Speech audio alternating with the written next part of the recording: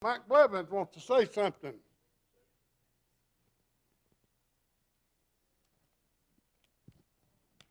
This won't take but a minute, and I wouldn't even do it this way if it weren't going out online. I made a point last night, and my point was fine, about David being a man when he slew Goliath. The Bible says he was a man of valor, that he was in all of that. It says in 2 Samuel 5:4 that he was 30 years old when he became king. And my comment last night, I had read that he was in his mid-30s. Well, that wouldn't work very well if he killed Goliath when he was in his mid-30s and he came the king when he was 30. So I did some research when I got home. And I found several different articles that all took different positions, but I found two that said the same thing that made sense. And through chronology, they came up with the fact that he was probably 22. And Wesley and I had talked about this last night afterwards. Wesley was guessing him in his 20s. And I obviously was wrong about that age, and I just wanted to set the record straight on that. The Bible's important, the Bible's true, and we're all fallible. And I couldn't find where I read that either, so I'm done. Thank you. Thank you, Mike. Uh-oh.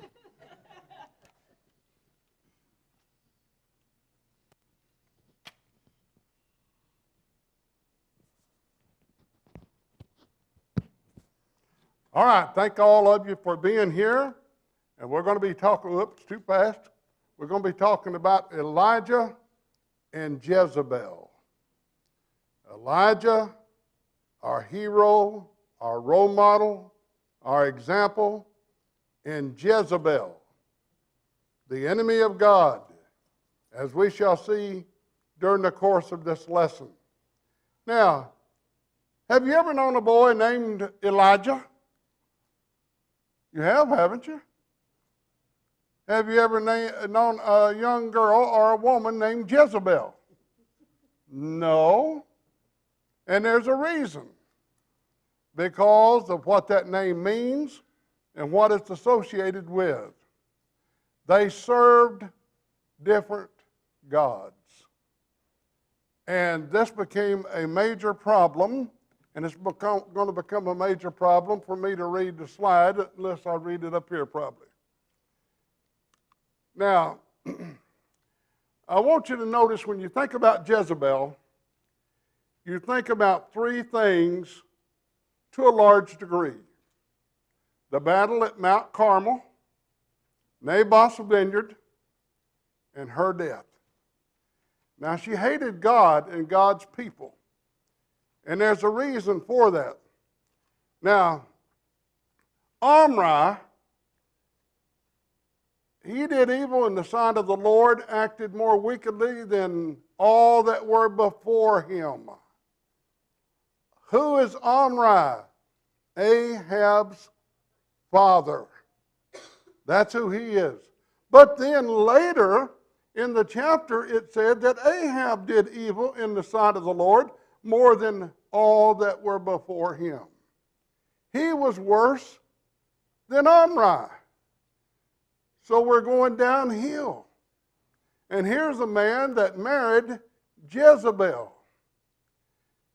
Now in Proverbs 18:22, he that findeth a wife findeth a good thing. Well, what about Ahab? Did he find a good thing? How do we keep that from being a contradiction? Well, it's the design of marriage. God designed marriage to be that when you find a wife, you find a good thing. But Ahab, he found Jezebel, and she was a terrible wife. You know, some people in life, it almost seems like they're plagued. That you could let them get married 25 times, and they'd choose a bad mate every time. They're just that way. They go at it wrong.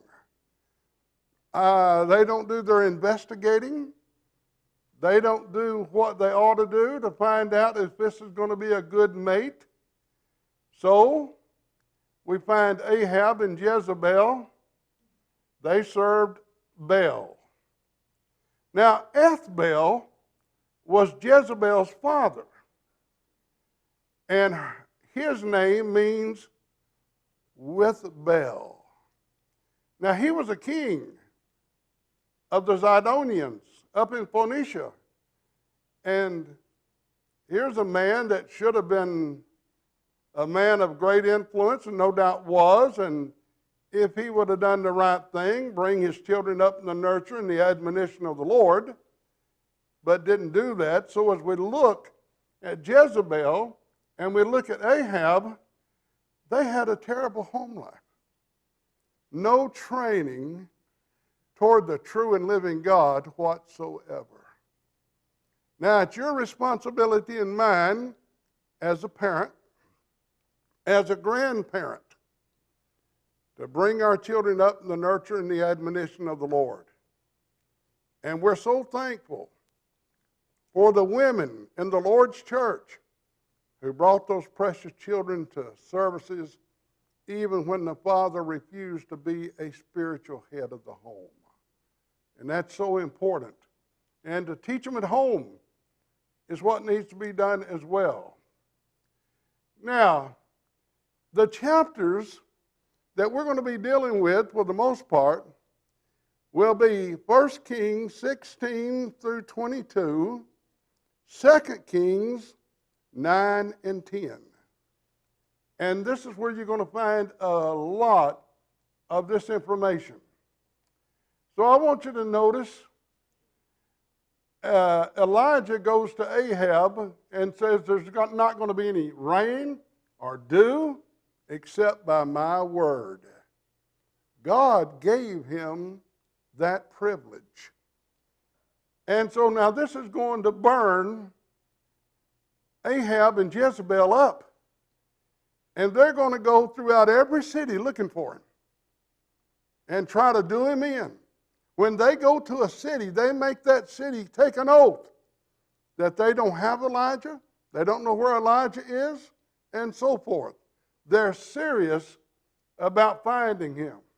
Well, God tells Elijah to go to the brook Cherith, and he would drink from the brook, and he'd be fed by the ravens. You're talking about the awesome providential care of God. Think about a God that is so awesome, he says, now, here's where I want you to go, and don't worry about your food. Food, we'll fly it in. So the food was being flown in. But a problem arises. The brook dries up. Now God's in a real dilemma. No, he's not in a dilemma. Do you remember out in the wilderness when they ran out of water? God allowed water to come from a rock twice. And enough water from that rock to take care of millions of people. So no trouble with God. God has the control over water. You remember Jesus turned water into wine. Jesus walked on water. So there's no problem here. But you know what God says? Rather than allowing fresh water to bubble up from the ground, he said, I want you to go to Zarephath. And there I've commanded a widow to take care of you. So he takes off to Zarephath. When he gets there, he asks the woman for water. Well, as she goes to get it, he said, oh, by the way, I'd like to have a cake of bread. The problem is, she says, I only have a little oil and flour. And by the way, I'm gathering sticks to make a meal for my son and me so we can die. Elijah tells her, all right, that's all right, but you make me a cake first. Then one for your son and you. And I'm going to make you a promise that your oil and flour will last until the rain falls. Now, you do what I tell you. and God will take care of you. Now, you just think about God being so awesome. You dip into the flour, you make whatever you're going to make, it doesn't go down any. Next day, you dip into it, it doesn't go down. Same way with the oil. All because God has chosen to providentially take care of this woman. But now after she's taken care of Elijah and her son, and she does it for a while, her son dies. And she says, have you come here to expose my sins and to cause my son to die? Is this what you and God are up to? And he says, no. He says, give me your son. Takes the son up into the loft where he was staying, falls on him 3 times, and prays that the soul of the young man would enter again into that precious body.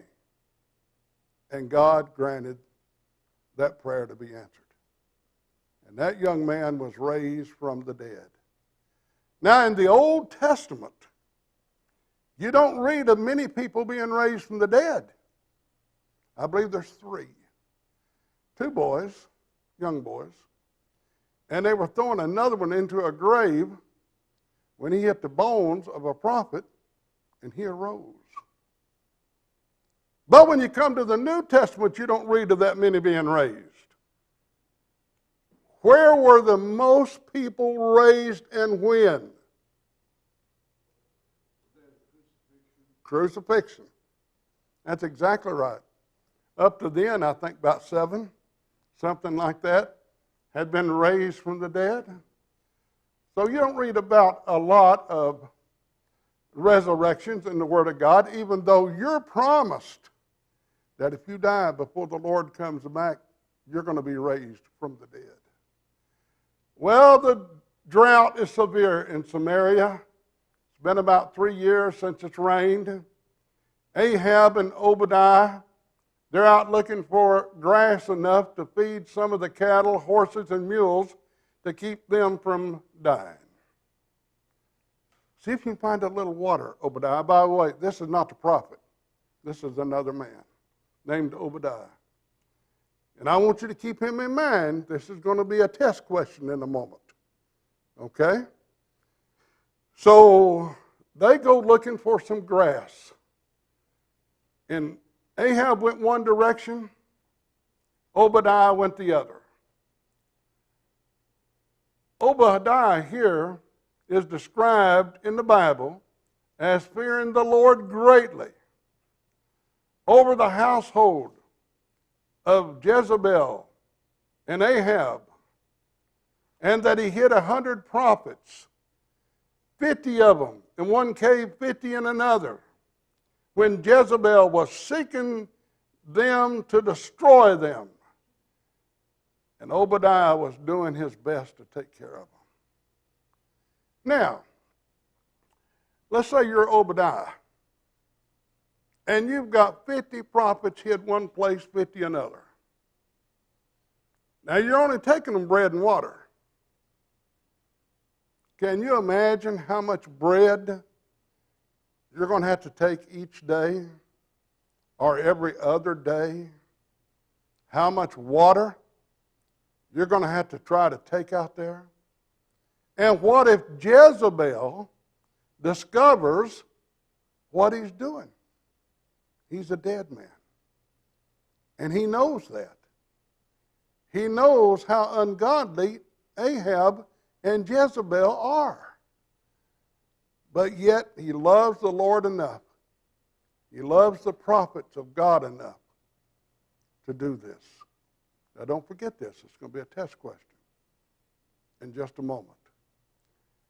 And you'll see a point that we forget sometimes, and being human, when we become discouraged, we don't count all of the facts. So, I want you to notice that Elijah and Obadiah meet. And Elijah tells him to tell Ahab, look, I want to meet with him. And Obadiah says, what? You trying to get me killed?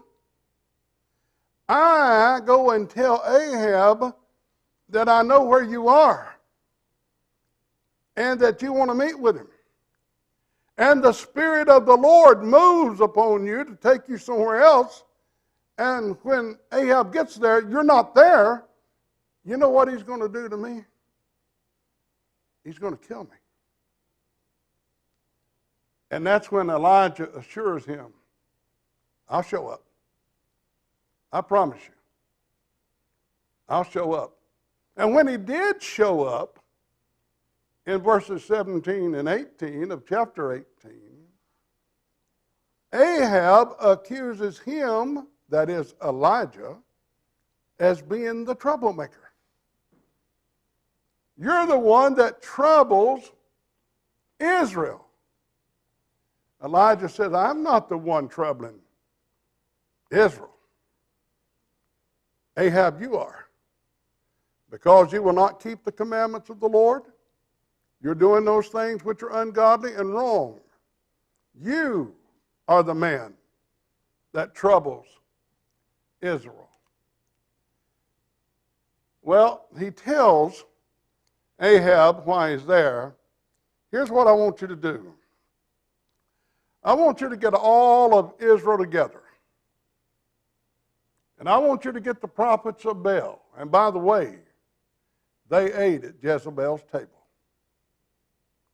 And I want you to get the prophets of the grove. And I want you to meet me on Mount Carmel.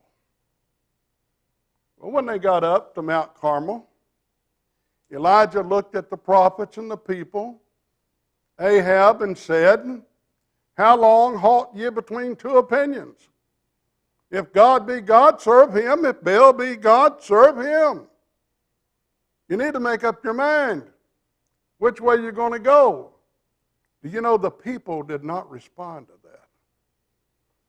You'd think they'd say, hey, that's great. That's the way it ought to be. But then he proposes, let's offer two sacrifices. Let's let the prophets of Baal build an altar over here, put wood on it, put their sacrifice on it, and call upon Baal. I will build an altar. I will put wood thereon, sacrifice thereon, and call upon Jehovah God to consume the sacrifice. No fire can be employed. We have to depend on the power of the divine agency to get the job done. This time the people respond. They say, that's a good idea. So then Elijah says, y'all go first. Now this is important. You see where Mount Carmel is? That little piece of land jutting out into the Mediterranean Sea. Now that's going to be important here in a moment. At least I think it's important. Its location. So Elijah says, why don't y'all go first? There's more of y'all. So the prophets of Baal build their altar. They put the wood thereon, the sacrifice, and they start in the morning. And they call upon Baal until noon, no progress. Well, Elijah encourages them, go ahead. Then he starts to chide them. Well, maybe your God is asleep. Maybe he's talking. Maybe he's on a journey. I could work with this guy. I think I'd have to do a little bit of that when I know they're serving a false god. And then we're going to see they get emotional. They get louder. They cut themselves. They leap on the altar. No answer. And they do it until about the time of the evening sacrifice. They're wore out. And Elijah says, I'll build my altar. He puts 12 stones there representing the 12 tribes of Israel. He puts wood there. And then he puts his sacrifice on it. And he doesn't stop. He digs a trench around it. And he says, I want y'all to go get 4 barrels of water. Test question. They're in a major drought. Where in the world could you possibly find 4 barrels of water? The Mediterranean Sea. Then they pour it on the sacrifice, on the wood, everything. He says, do it again. They go get 4 more barrels and pour on the sacrifice. He says, I'll do it again. They go get 4 more, pour it on the sacrifice. And then he calls upon the true and living God. God consumes the sacrifice, the wood, the stones, and licks the water out of the trench. And the people are amazed and believe that the being that did that surely is the true God. To which Elijah, having them now in the palm of his hand, so to speak, says, take all those prophets, hold them, let's take them and kill them. And they took every one of those prophets and killed them.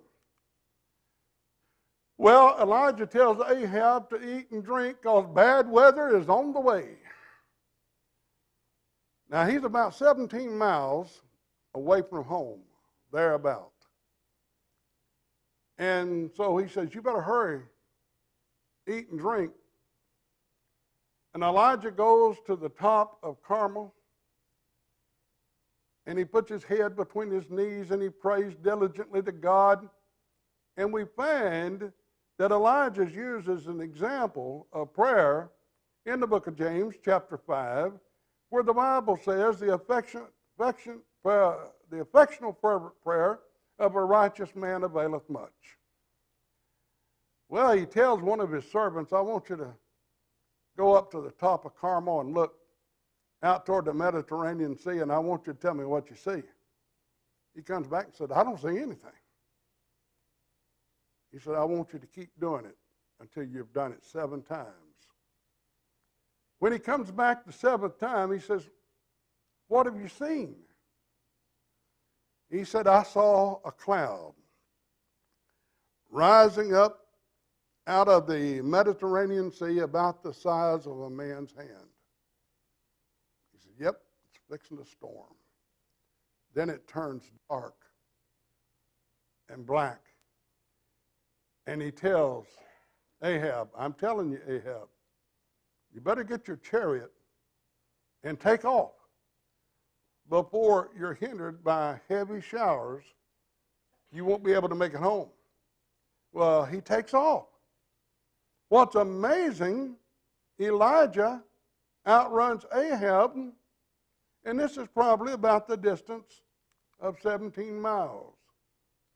Well, when Ahab gets home to the palace, he tells Jezebel what happened on Mount Carmel. She is enraged. She cannot believe it.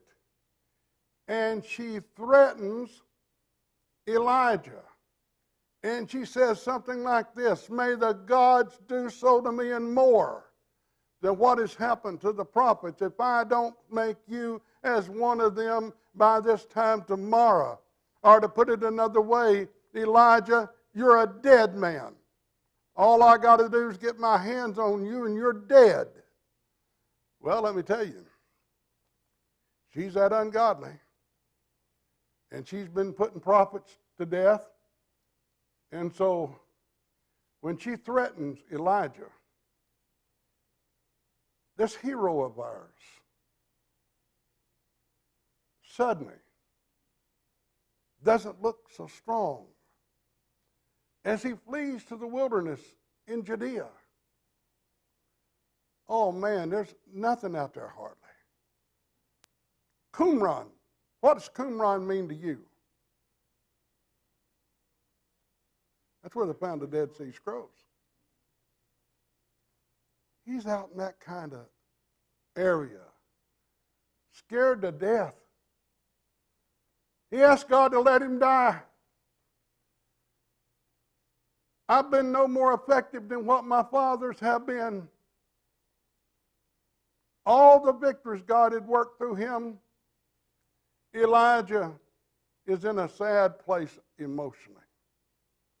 You ever been discouraged? This man is flat out discouraged. Heroes can become discouraged. And we need to realize that. Well, if you and I would have talked to him while he was in this state, he'd have discouraged every one of us. That's how discouraged he is. Well, he's sleeping under a juniper tree, and he's awakened by an angel, and he's told to eat. Well, he did, and he fell asleep again. You know, when you're discouraged, you don't feel like doing much, sitting around, sleeping. Well, the angel awakens him again, and he's told to eat. He's going to go on a journey. Well, he does. And on the strength of this meal, he goes 40 days and 40 nights without eating. And he goes to the mountains of Horeb. Now, what other mountain is in the mountain range of Mount Horeb? Famous mountain. What? No, Nebo's back up. What? Sinai. Mount Sinai. So he's down in that region. And he's far away from Jezebel. And God says, what are you doing here? What in the world are you doing here? And he says, well, I've been zealous for the Lord. They seek my life. And I alone am left. I'm it, Lord. Now, here's your test question.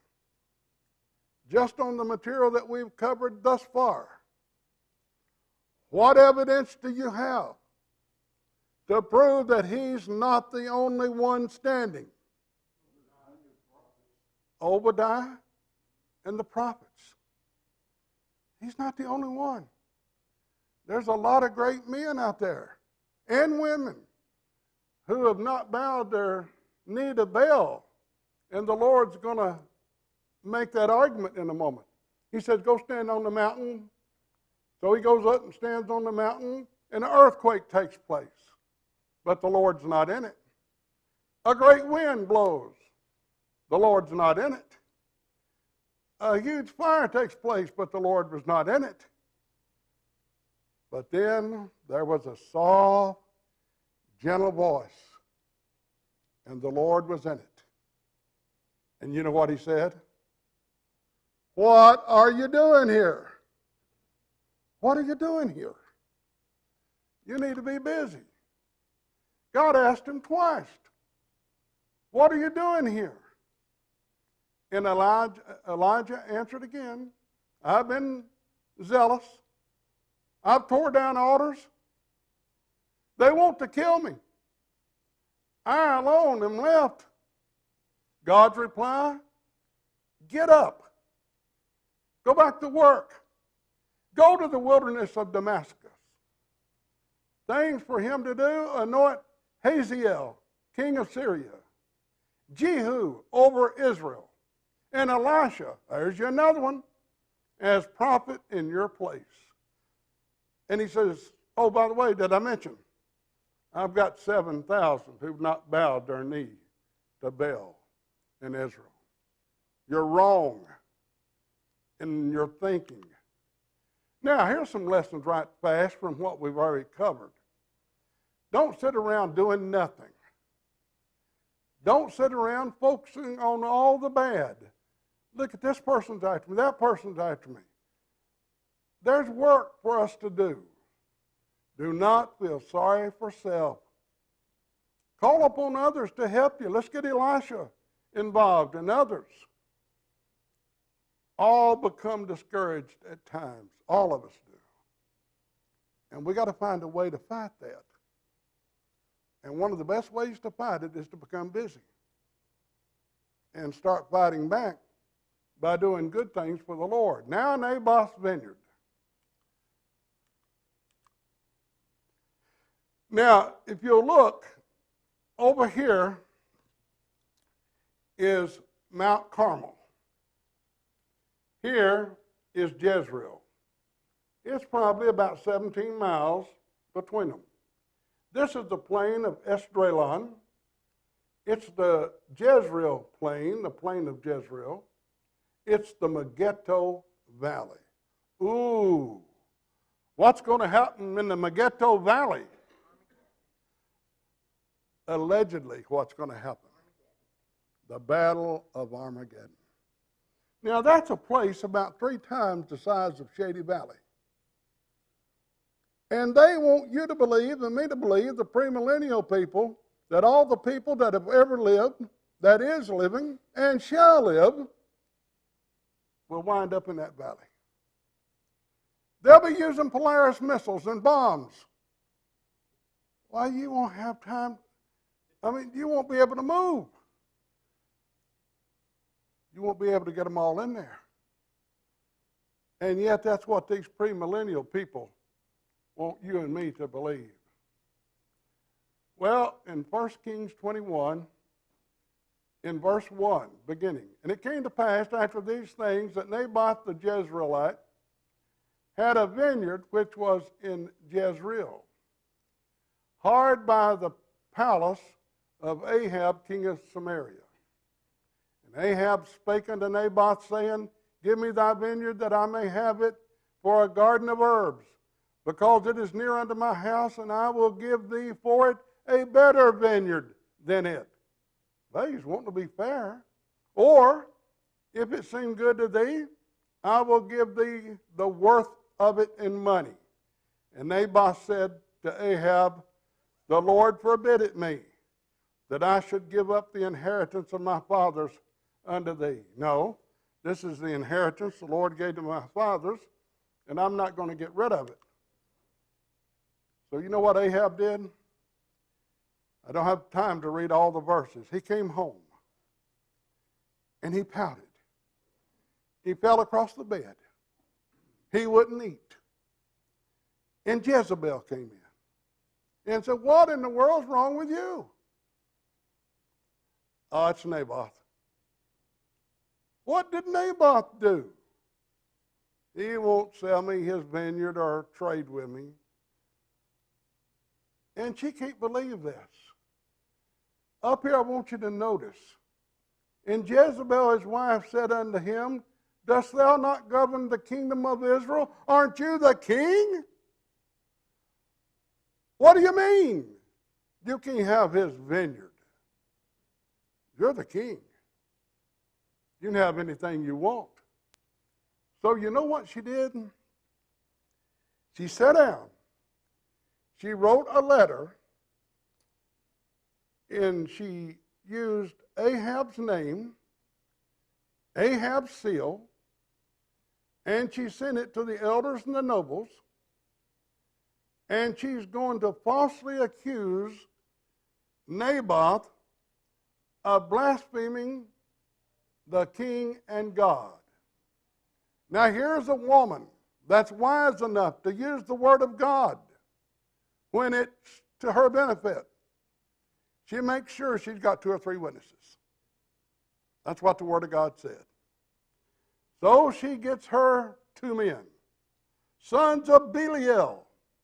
Look that up in the definition there of wicked, ungodly men.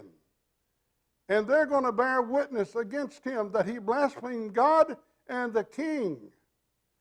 And she says, I want you to carry him out. I want him stoned. So the elders and the nobles and the inhabitants in the city did as Jezebel had sent unto them, and as it's written in the letters which she had sent unto them. So they proclaimed a fast. They set Naboth on high among the people. Oh, he looks like an important person. And there came 2 men, children of Belial, and they accused him of blaspheming both God and the king. And they carried him out, and they stoned him. And so the message was sent to Jezebel saying, Naboth is stoned and is dead. Now, if you keep reading, guess who else died? His sons. You've got to get rid of those that would inherit the vineyard for it to be up for grabs, so to speak. Now, I should have put that verse in there. Oops. Make sure I didn't skip too many. So then, it came to pass, when Jezebel heard that Naboth was stoned and was dead, that Jezebel said to Ahab, Arise, take possession of the vineyard of Naboth, the Jezreelite, which he refused to give thee for money. For Naboth is not alive, but dead. And it came to pass, when Ahab heard that Naboth was dead, that Ahab rose up to go down to the vineyard of Naboth, the Jezreelite, to take possession of it. Oh, it's mine. That's one beautiful vineyard. I would have bought it off of him. I would have given him a better vineyard. But he wouldn't trade. He wouldn't sell. So we took it the hard way. So the word of the Lord, now notice God's view of this. And the word of the Lord came to Elijah the Tishbite, saying, Arise, go down to meet Ahab, king of Israel. Our hero is back. He doesn't mind going down and facing Ahab, Jezebel, whoever. His courage is back. And so we see him. He's going to go down there. So, I want you to notice, behold, he's in the vineyard of Naboth, whither he is gone down to possess it. And thou shalt speak unto him, saying, Thus saith the Lord, hast thou killed and also taken possession? And thou shalt speak unto him, saying, Thus saith the Lord, in the place where dogs lick the blood of Naboth, shall dogs lick thy blood, even thine. Let me tell you something Elijah's telling Ahab. Where those dogs licked Ahab's blood, or Naboth's blood, they're going to lick yours. You're a dead man because of what you did. And Ahab said to Elijah, Hast thou found me, O mine enemy? And he answered, I have found thee because thou hast sold thyself to work evil in the sight of the Lord. Behold, I will bring evil upon thee, and will take away thy posterity, and will cut off from Ahab him that pisseth against the wall, and him that is shut up and left in Israel, and will make thine house like the house of Jeroboam, the son of Nebat, like the house of Baasha, the son of Ahijah, for the provocation wherewith thou hast provoked me to anger and made Israel to sin. I'm telling you, Ahab, the possibility of your son reigning in your stead, it's not going to happen. Your posterity is going to be cut off. And he says that. So as we look in 1 Kings 21, beginning with 23, and Jezebel also, and of Jezebel also spake the Lord, saying, the dogs shall eat Jezebel by the wall of Jezreel. Him that dieth of Ahab in the city the dogs shall eat, and him that dieth in the field shall the fowls of the air eat. But there was none like Ahab, which did sell himself to work wickedness in the sight of the Lord. Now watch it. Whom Jezebel his wife stirred up. And he did very abominably in following idols according to all things, as did the Amorites, whom the Lord cast out before the children of Israel. Do you remember when the children of Israel were on their way to the promised land? There's people there that was ungodly. The Lord wouldn't let them go in for a while. He said the iniquity of the Amorites is not yet full. He is telling Ahab, you're doing the very same thing, even worse, than what the people were doing that I drove out of this land. That's what you're involved in. And so he's going to take care of him. And it came to pass. Now I want you to watch Ahab. And it came to pass when Ahab heard those words that he rent his clothes and put sackcloth upon his flesh and fasted and lay in sackcloth and went softly. And the word of the Lord came to Elijah the Tishbite, saying, seest thou how Ahab humbled himself before me? Because he humbled himself before me, I will not bring the evil in his day, but in his son's days will I bring the evil upon his house. Now we're going to get there later.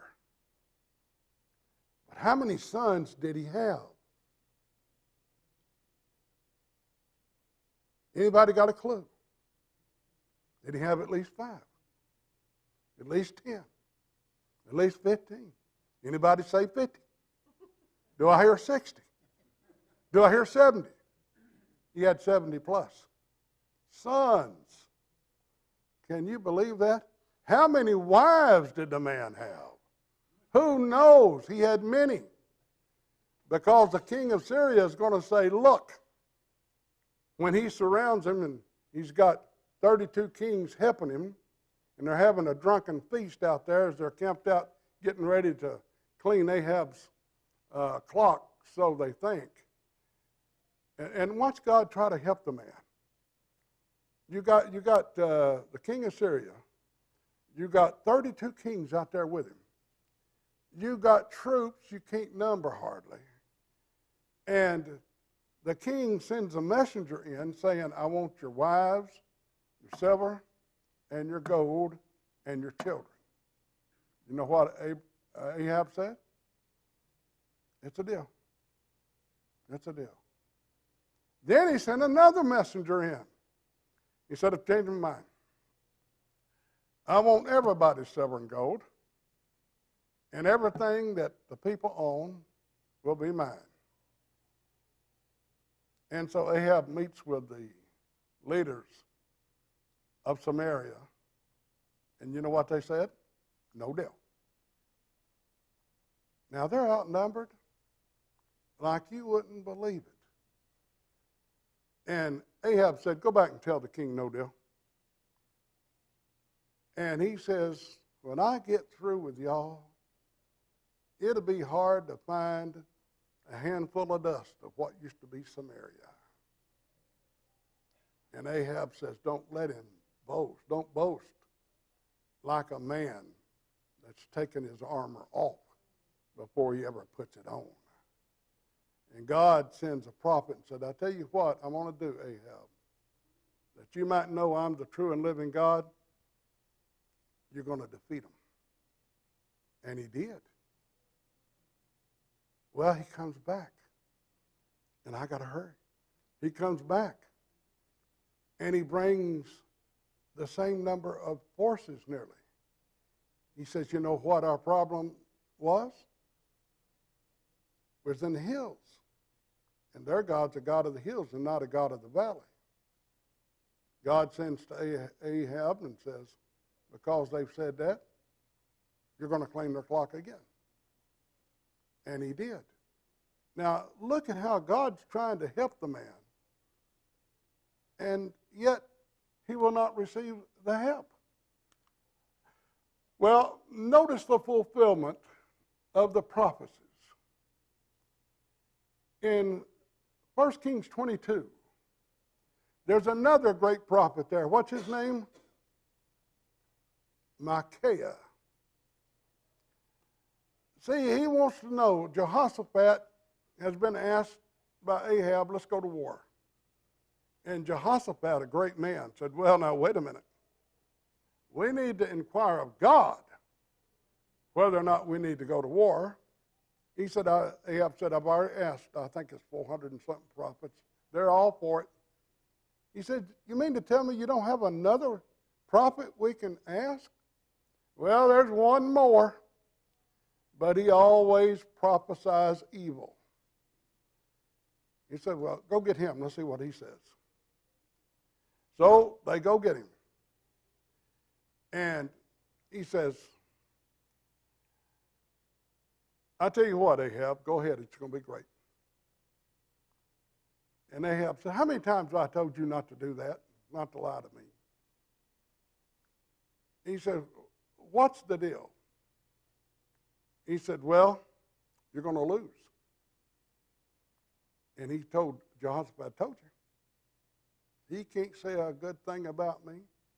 And he said, and by the way, when I come back, this is going to happen to you. And Micaiah said, wait a minute, now, hold it. If you come back, you mark it down, underline it, and triple X it. I'm not a prophet of God. You're not going to make it back. So he points out, you're not making it back. So that scares him. And the king of Israel said unto Jehoshaphat, I will disguise myself and enter into the battle. But put thou on thy robes. And the king of Israel disguised himself and went into the battle. Well, great. Now he won't get killed because he's disguised, he thinks. And a certain man drew a bow at a venture and smote the king of Israel between the joints of the harness.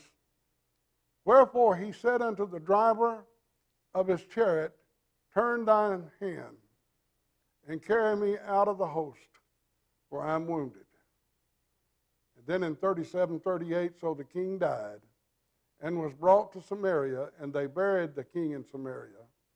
And one washed the chariot in the pool of Samaria, and the dogs licked up his blood, and they washed his armor according to the word of the Lord which he spake. That's what God said. That's what Elijah said. Now keep in mind, in 2 Kings 2, Elijah, we'll see in a moment, was called up into heaven.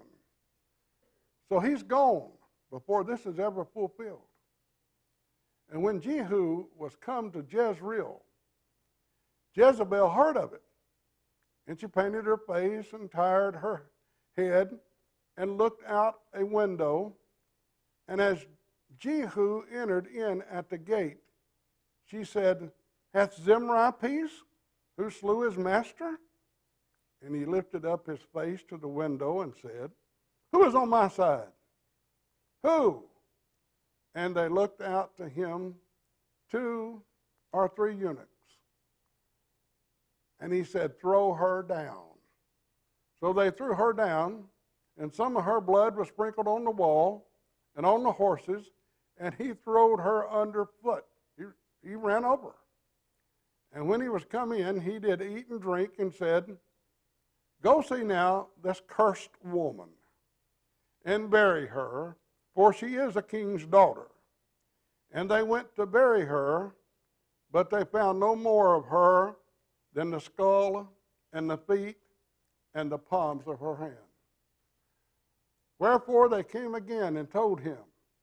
And he said, This is the word of the Lord, which he spake by his servant Elijah the Tishbite, saying, In the portion of Jezreel shall dogs eat the flesh of Jezebel, and the carcass of Jezebel shall be as dung upon the face of the field in the portion of Jezreel, so that they shall not say, This is Jezebel. Couldn't go anywhere and say, This is Jezebel. The dogs ate her, and the body waste of those dogs was Jezebel.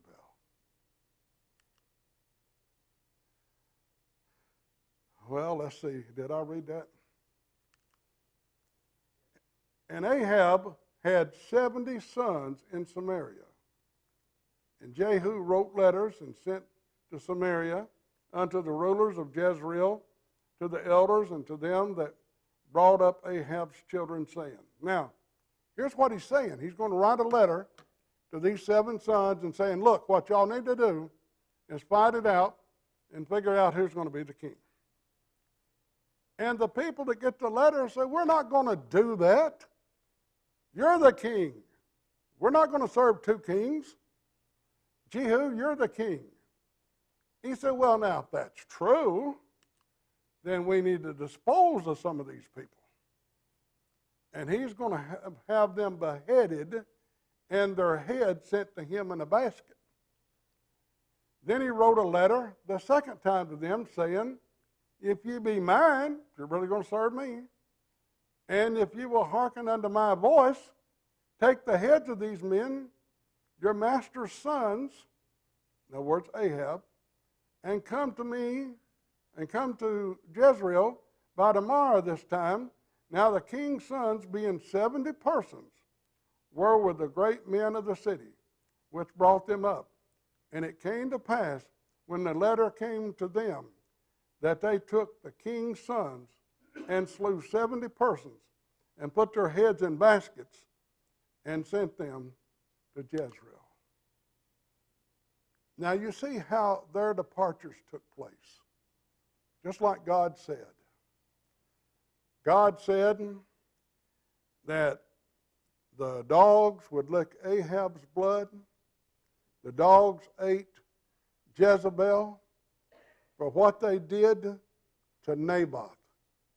They paid a price. But now notice the departure of our hero, our role model. And the Bible says in 2 Kings 2:11, and it came to pass as they still went on and talked that, behold, there appeared a chariot of fire and horses of fire, and parted them both, that's Elisha and Elijah, asunder, and Elijah went up by a whirlwind into heaven. That's the difference in people that serve God and people who don't serve God. That God takes notice. And we need to understand that God takes notice. Now, just a little test question here. In the Bible,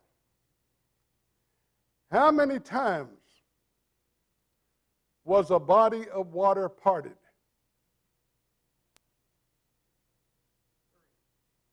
Huh? 3. Did you guess at that? It's wrong where you did or you didn't.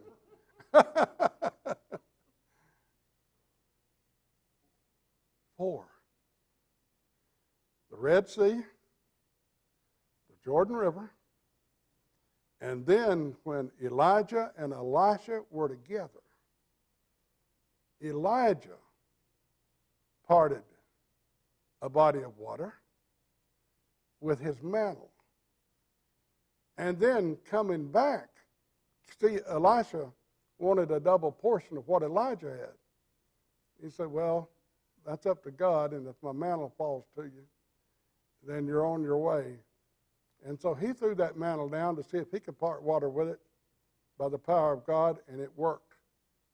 4 times bodies of water were parted. Now, some lessons. Our desires can go too far. He wanted Naboth's vineyard. He was totally discouraged that he couldn't get it. But an ungodly wife who had the attitude, might makes right. You're the king, aren't you? Take it. She took it by writing a letter and having Naboth put to death. Bad things happen to good people. Look what happened to Naboth, his sons. Look what was happening to Elijah at times. And then one's mate can destroy him or her. How would you like to go through life married to a Jezebel? Wouldn't that be terrible? I saw on the internet the other day where a man said, I was married in a terrible way for 21 years. Wouldn't you hate to say that? It was a terrible marriage. I'd hate to say that. We will reap what we sow. And we see Jezebel and Ahab didn't get by with anything. Nothing. God's word will come to pass. God sees our humility. Even when Ahab humbled himself, God said, okay, I'll wait and wipe things out after you're dead. And that's what he did. He waited. God sees all things. We got to remember, when we're working behind the scenes like Jezebel did against Naboth, nobody may not see it, but God sees it. And some people are just flat ungodly. We can't get America to see that. If somebody shoots somebody, they're mental. It's a mental situation. Some people are just ungodly. And we got to understand that. And we will answer for what we do. All right, questions, comments, observations? Anybody? Thank you much for your kind attention. Howard, was you going to say something? Great lesson. Do you always look that intelligent when you're sitting?